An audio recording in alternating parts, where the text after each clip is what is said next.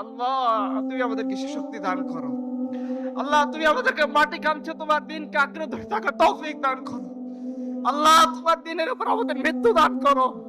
আল্লাহ, মসজিদে আকসাকে তুমি তো মুক্ত করেই দিবা। আমার মধ্যে একটা খুঁতটাকে ওই কাফেলায় তুমি শরীক করে দিও। আল্লাহ, আল্লাহ তুমি রহম করো।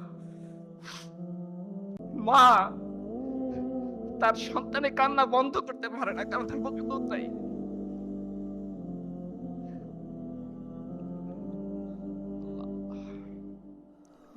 আমাদের কাছার মতো বোন তার সন্তানকে রাতের বেলা ঘাসের স্যুপ খাইয়ে সান্ত্বনা দে, বাবা শুয়ে থাকো, হয়তো বাংলাদেশ থেকে তোমার কোনো ভাই আসবে তোমার জন্য খাবার পাঠাবে, হয়তো কেউ আসবে। রেড ক্রস চলে যায়, রেড ক্রিসেন্ট সোসাইটি চলে যায়, কুফারদের অর্গানাইজেশন গুলো চলে যায়। আপনারা ওয়েস্টে দেখতে পাবেন বিভিন্ন ইউনিভার্সিটি গুলোতে তারা গাজার পক্ষে প্রটেস্ট করতেছে, পতাকা নিয়ে দাঁড়ায় যাচ্ছে।